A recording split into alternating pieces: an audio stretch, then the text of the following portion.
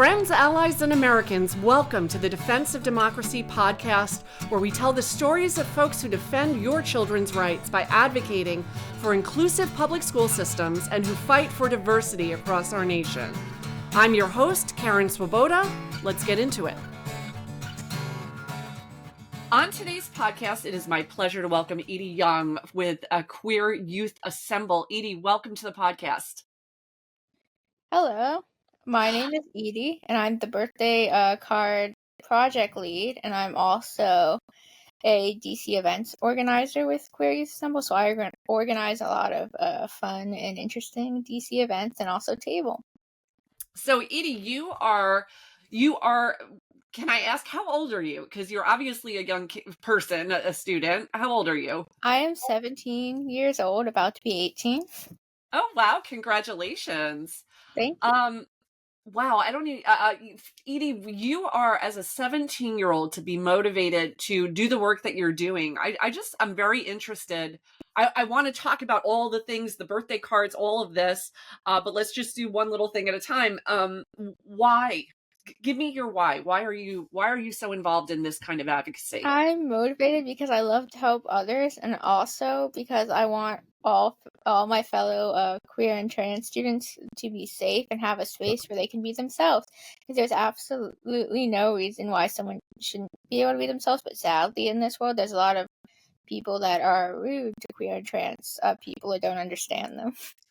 I think rude is putting it mildly from some of what I've seen, which I'm sure you've seen as well. It can be really tough to be a kid and be a member of the queer community. Yeah. So, Edie, you are from Washington, D.C. Yeah. You are an advocate. You are a volunteer. Tell me about Queer Youth Assemble. This is the organization that you volunteer with, also a member of our coalition. Tell me a little bit about what the work that they do. Well, we do a lot of, we're an organization for 13 to 25. We do a lot of advocacy work, professional development, projects, events, and more, all around creating a community for both queer and trans youth, because everyone deserves a safe community. Absolutely. Wow. I'm really proud of you. I think that's wonderful. Tell me about your experience as a kid in high school, in the public school system, and what that's been like for you and your friends. Well, for me, it's been good, but for some of my friends, I know they've had a hard time. For instance, with their dead names being shown on the grade book and stuff, and teachers not understanding who they are based on their chosen name. So I was thinking that, and what schools could do to better help that is maybe give teachers some more inclusive training, and also at the beginning of the year provide them an ally cheat sheet they can keep with them that explains FAQs about like how to use certain pronouns and how to make students feel safe and welcome in your class, and explains all the different pronouns and like basically how to make them feel supported and welcome. I think a lot of teachers have to learn that by themselves because schools may not provide them a lot of support. But if we did that, we could make classrooms a more safe and welcoming space for all queer and trans youth. I think that is, such a great idea. And I love that you're doing it without necessarily judgment, right? I mean, I have a non-binary child, and I will say that I screw up the pronouns pretty regularly. And it's just because, this is somebody who I've known, their whole life, and, and has done the thing, like changed the name. And you know what, my belief, and I feel this very strongly, that if a child wants to change their name and they want to change their pronouns, and because it would make them happy, kids have been through so much, that is not a big ask, but it is sometimes hard for someone like myself, who is from a much older generation, to remember. So I think providing that kind of cheat sheet is probably really helpful. What has been the response in general that you've gotten from that kind of, from providing that kind of information? Well, we have currently my school does not have an ally cheat sheet for teachers. I guess our GSA has not made one yet. But I we basically well I run a club called the Disability Student Alliance, and we've gotten positive feedback when providing teachers with a disability ally cheat sheet. But I definitely think that's something our GSA should do. Yes, I do. I agree. I think that sounds real helpful. And so talk to me about, let's talk about the birthday cards. What is that initiative? So the initiative is to provide all queer and trans youth 13 to 25 a free affirming birthday card, because often they might get dead named by family members who either don't want to respect their pronouns or just forget. And this way you can get a free affirming birthday card. They basically fill out a form with what they want on their card, what name they'd like us to use when mailing it or emailing it. Oh, And we basically then send them an affirming card that's like, here, happy birthday from your chosen name, because that can make a big difference and really affirm their identity. I mean, it just goes to show you, like, it's not always a huge act of kindness, or it can be a little act of kindness. It can be that recognition and that acknowledgement. Yes. um, that can make a big difference. Now, I'm going to ask you to provide me with the link that you just talked about, because we'll put it in the show notes so that as people are listening to the show, if Uh, they want to, get a birthday card, yeah. is this something you could get for someone else? Like, you can do Yeah. that, or is it for themselves? You can get it for someone else. We do always ask that you be careful if putting a name that might get them outed. But yes, you can definitely request it for someone else. Totally. Very nice. Oh, And we great. also can send cards discreetly, so you can still receive an affirming birthday card if you have unsupportive parents or someone's living at the house that may not be accepting, because you still deserve an affirming birthday card even with unsupportive people in your life or at your I place. have never heard of this, but, like, how long has this been going on? This has been going on since April of last year, I want to say. It was kind of newly founded. I was one of the people that kind of helped start it up, but I did not come up with the idea. How many cards do you think you've sent out so far? 120 to Wow. date. Oh, wow. So you're sending, like, multiple cards a month. Yes. Multiple, 10 almost. So that's a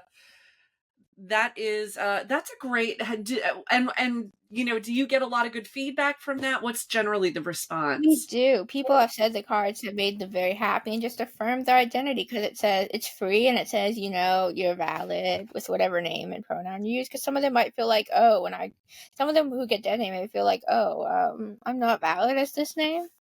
Yeah. You know what, Edie? I would love to sometimes I forget. Sometimes I forget because there may be listeners, and probably quite a few, to the podcast who don't know the phrases like dead name, chosen name. So would you mind explaining what a dead name is? So basically a dead name is a name a trans or non-binary person is no longer using. Sometimes it can cause gender dysphoria, and it can remind them of past stuff that could be traumatic, but sometimes it's not traumatic and it's just a name they no longer want you to use. And the chosen name would be. A name that they have decided affirms their identity, and that is a name that makes them feel like who they are. Like, for instance, a trans guy could go by Matt, because that affirms their identity as a guy, or Emily as a trans woman, because that affirms their identity as um a trans woman. But it's important to note, even if the chosen name doesn't make sense to you or the pronouns, you should still use whatever chosen name and pronouns you are given. If you have It's questions, just ask. Just ask. I have seen, and I have to say, this is my Mhm. anecdotal experience, and having, kids who are members of the queer community and their friends come over, and Mhm. I have to say that every time, and I will fully admit that I have made mistakes and I continue to make mistakes, that the kids have been nothing but cheerful and, redirecting and kind, and certainly my child, will lecture me because I guess I'm the mom, so, you can be a little more candid with me, but it really isn't something that I wish it wasn't something that people got all worked up about.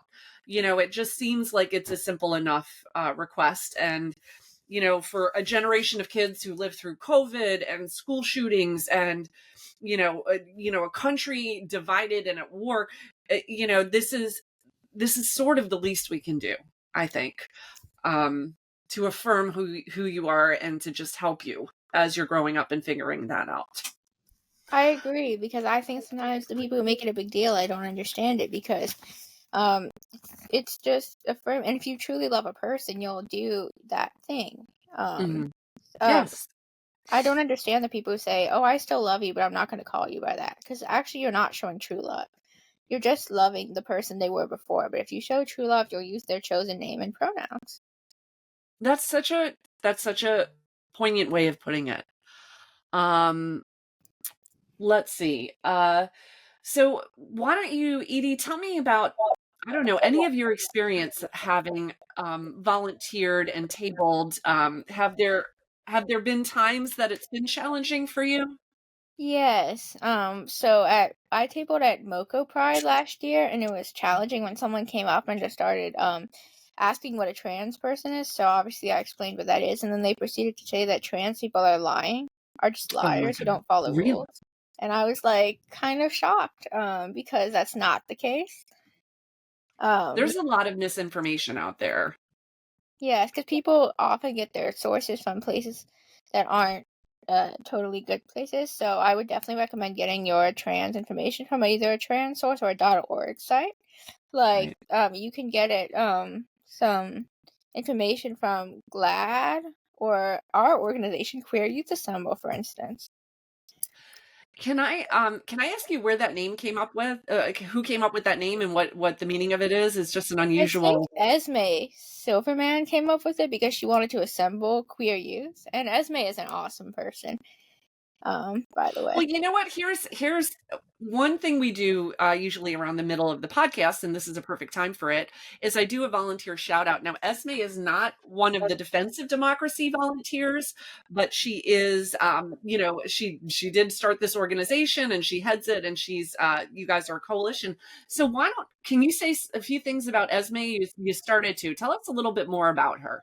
I think she's awesome and just has a very cheerful personality, and always is willing to uplift our ideas instead of just saying we're gonna stick to things Queer Youth Assemble is already doing. She's like, okay, we'll look into that, or this is awesome, or she's like, yeah, she's just very cheerful. And Esme is a trans woman, Okay. and she basically started Queer Youth Assemble, I'm guessing, because she wanted to assemble queer youth, probably because of her own experiences. Because I'm imagining it was probably hard for her to transition, but I'm not totally sure. Right. We can make assumptions. It's definitely something to, talk more about one on one, as you have been, very candid about your experience and your journey. Uh, hmm so are you going into your senior year or are you graduating? I'm going into my senior year next year. Yep.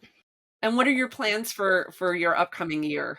My plans are to continue volunteering with Queer Youth Assemble, of course, and being the president of my club, the Disability Student Alliance. And I also plan to start applying to colleges for either to become a social worker or a child life specialist, because I love helping others. Oh, I love that too. And I think you are going to be so great at that. I think Edie, that you have a wonderful experience ahead of you in your senior year, and I want to thank you for all the work that you've done as a representing the disabled and queer community and young adults like yourself. As an advocate, I know that it is. I see a lot of kids stepping into the role of advocate, which is bittersweet to me because I'm always kind of, excited and proud, but I'm always, on the other hand, sort of, oh, you guys should be out having fun and hanging out with your friends and not carrying these burdens of having to defend who you are. But I'm glad that you're doing it and that you have the strength to do it, and I'm glad that you have people around you supporting you. I always like to end the podcast with something happy. So I'm wondering if you could share something that you're looking forward to. Well, one thing I'm looking forward to is to do Moco Pride in the Plaza table at that, because last year one amazing thing we did that I hope we'll get more this year of is we successfully got 250 unique cards for trans kids made that was sent to the organization Point of Pride, which gives a free binder of firmware with every card, and it just made me happy to see 215 unique homemade cards for trans kids made. 'Cause it like all of them were nice, affirming messages. No one wrote anything rude, and that just made me really happy. Wow, that is really great. I love that, and I want you to send pictures and let us know how it's going for you, okay, so that we can stay in touch. Uh, and I'm also excited for Pride Day at the museum, which is being co-hosted by Queer Youth Assemble in the Greenbelt Museum, which is a small house museum. They're inviting Queer Youth Assemble to partner with Pride Day at the museum because they want to educate the visitors in the Greenbelt, Maryland population about Pride. Oh, wow, that's also exciting. So And you've got a actually, busy. my mom leads the Greenbelt Museum, so Oh, that's really? Oh, okay, yeah, so you had it in there. yeah. But I just thought it Well, was really exciting that she's learning about Pride and wants to bring it to her workplace. that you know what? I think that and that's something that, we can't, drive home enough is the support that kids need from parents at this Yeah, time, I you think know? Yeah, I think parents should take a moment before they say anything rude or putting off or deny their kid to just think about what they're saying because you could cause a lot of trauma and unnecessary thought when you could just, if you're not ready to, or if you don't understand, ask questions before you say, oh no, you are not a boy. If they come out a boy, you are not a girl. You're going to stay as you assigned at birth. And I also think parents should stop gendering toys and clothes. People should be able to play and wear whatever the hell they want. That's okay, you can say that. And I agree, like, just let them play Yeah. with whatever brings them joy. When you see a kid having a good time and enjoying, whatever toy is in front of them, and just encouraging them to just be a good human being and not worry about Yeah. the standards that society has set for what we think those gender roles should be. Yes, because I think parents do that too much. They're like, "You're a girl, so you're supposed to be playing with girl toys. You're a boy," but they don't realize that toys are toys and clothes are clothes. Absolutely, right? And pink is just a color, right? And blue is just a color. Mhm. It should be a lot more accessible, I guess, for kids who are growing up. And I'm hoping that that will happen. How are you feeling about, things in general in what's going on? I know in your little kind of in your microscopic world, it sounds like you have definitely found some allies and supporters. Um, in the greater area, do Yes. you see things a little differently? Yes, I have a lot of support. Like, I would love to shout out my friends like Mira and Ryan, who's actually our school's GSA president. They are both very supportive and always willing to go above and beyond to support queer youth. I also want to highlight my teacher, Catherine Dorsey. That we call her Miss Dorsey. She's also and Miss Guthrie. They too have also gone above and beyond to support queer youth, and I'm just really happy that they're here to support queer youth.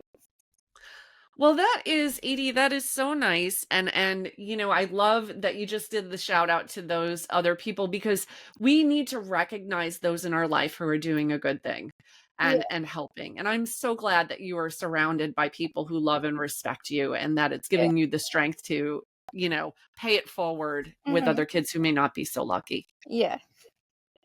Well, Edie, you have a great day. I really enjoyed our conversation Yeah. and we will stay in touch. Awesome. I look forward to being on the podcast.